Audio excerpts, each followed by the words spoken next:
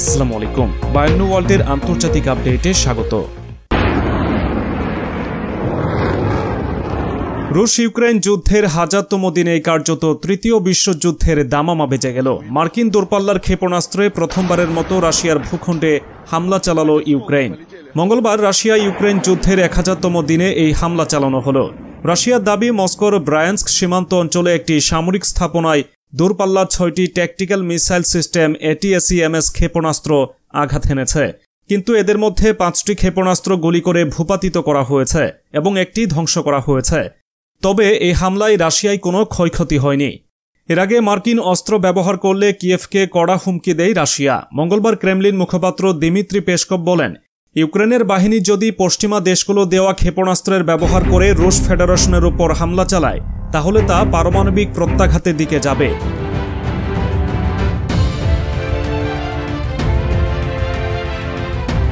এদিকে যুক্তরাজ্যও রাশিয়ার অভ্যন্তরে হামলার জন্য ইউক্রেনকে স্টর্ম শ্যাডো মিসাইল সরবরাহ করবে বলে ধারণা করা হচ্ছে।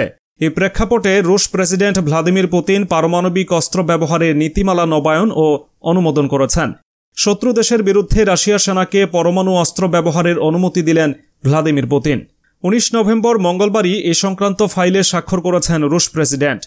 এ ঘটনায় অশনি সংকেত দেখছেন কূটনৈতিক ও প্রতিরক্ষা বিশেষজ্ঞরা। তাদের মতে ইউক্রেনের মার্কিন অস্ত্র দিয়ে হামলার পাল্টা জবাব দিতে পরমাণু অস্ত্র ব্যবহার করবে রাশিয়া, আর রাশিয়া পরমাণু অস্ত্র ব্যবহার করলে তৃতীয় বিশ্বযুদ্ধ অনিবার্য। মার্কিন প্রেসিডেন্টের আসন থেকে বিদায় নেওয়ার আগেই জো বাইডেন দূরপাল্লার ক্ষেপণাস্ত্র ব্যবহারের উপর ইউক্রেনের উপর নিষেধাজ্ঞা তুলে নিয়েছেন। অর্থাৎ মার্কিন যুক্তরাষ্ট্র থেকে পাওয়া দূরপাল্লার ক্ষেপণাস্ত্র রাশিয়ার বিরুদ্ধে ব্যবহার করার ছাড়পত্র পেয়েছে ভলোদিমির জেলেনস্কির দেশ। আর ওই খবর জানাজানি হতেই মস্কোর তরফে হুঁশিয়ারি দেওয়া হয়েছিল, ইউক্রেন যদি রাশিয়ার ভূখণ্ডে আঘাত হানে তবে যথাযথ ও কার্যকর পদক্ষেপ নেওয়া হবে। রুশ প্রেসিডেন্টের কার্যালয় ক্রেমলিনের মুখপাত্র দিমিত্রি পেসকভ বলেছেন, রাশিয়ায় এই ধরনের হামলা যুক্তরাষ্ট্র ও তাদের মিত্রদের সরাসরি রাশিয়ার বিরুদ্ধে যুদ্ধে জড়ানোর শামিল হবে। মার্কিন যুক্তরাষ্ট্র কার্যত অশান্তির আগুনে ঘি ঢালছে। কুর্সি থেকে গলা ধাক্কা খাওয়ার অনেকদিন আগেই কেন বাইডেন ইউক্রেনকে দূরপাল্লার ক্ষেপণাস্ত্র ব্যবহারের অনুমতি দিলেন, তা নিয়ে নানা জল্পনা চলছে।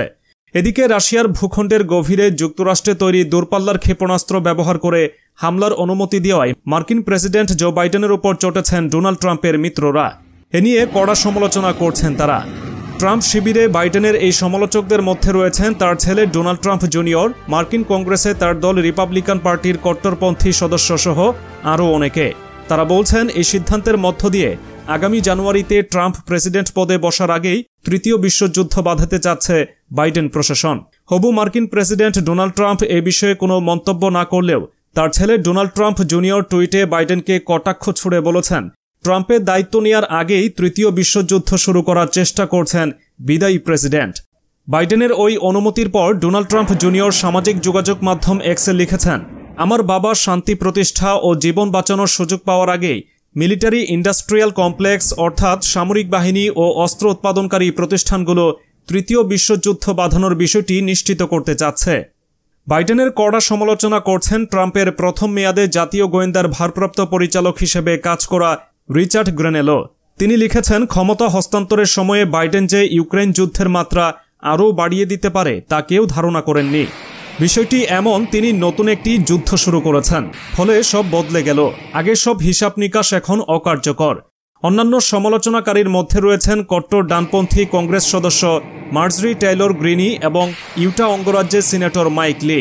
মাইক বলেছেন, তৃতীয় বিশ্বযুদ্ধ শুরুর জন্য একটি মঞ্চ তৈরি করে দিলেন জো বাইডেন। এটা যেন সত্যি না হয়, আসুন সেই প্রার্থনা করি। মেয়াদ শেষের মাত্র 2 মাস আগে এমন বড় সিদ্ধান্ত নেওয়া স্বাভাবিক কিনা এমন প্রশ্নে মার্কিন পররাষ্ট্র মন্ত্রণালয়ের মুখপাত্র ম্যাথিউ মিলার বলেন, বাইডেন 4 বছরের জন্য নির্বাচিত হয়েছেন, 3 বছর 10 মাসের জন্য নয়। আমরা আমাদের মেয়াদের প্রতিটি দিন আমেরিকানদের স্বার্থ সংশ্লিষ্ট নীতিগুলো কার্যকর করতেই ব্যবহার করব।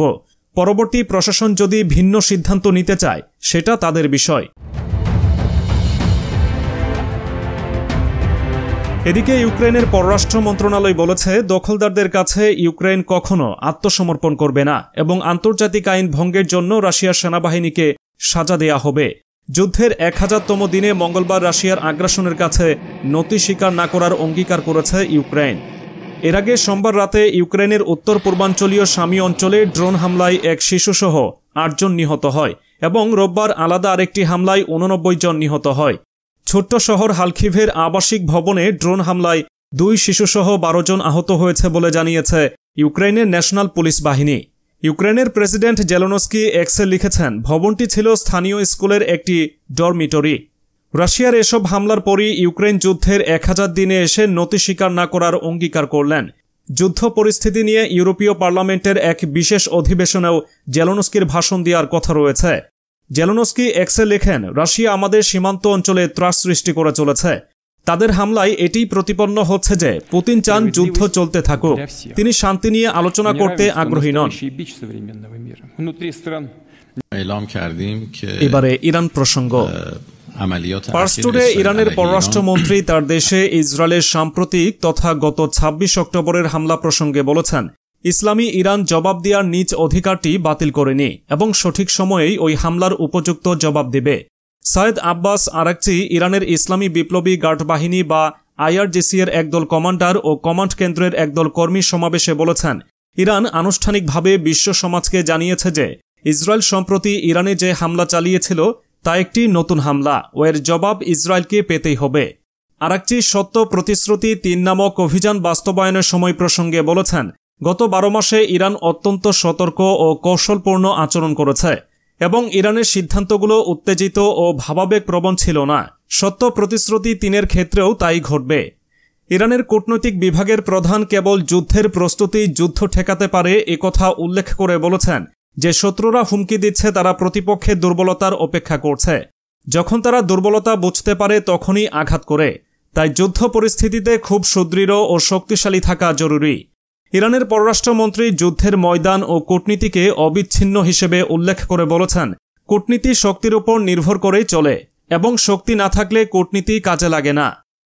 বিশ্লেষকরা বলছেন, ইরান সত্য প্রতিশ্রুতি ১ ও সত্য প্রতিশ্রুতি ২ নামক নজিরবিহীন ২ সামরিক অভিযানে এটা প্রমাণ করেছে যে দেশটি আগ্রাসীদেরকে শাস্তি দেয়াকে ও নিজ দেশের ভৌগোলিক অখণ্ডতা বজায় রাখাকে সবসময়ই খুব জোরালো গুরুত্ব দেয়। ইরানের প্রতিরোধমূলক নীতি ইসরায়েল ও তার পশ্চিমা সহযোগীদের হঠকারিতা বন্ধ রাখার ক্ষেত্রে পশ্চিম এশিয়া অঞ্চলে আগের মতোই এখনও গুরুত্বপূর্ণ ভূমিকা রাখছে।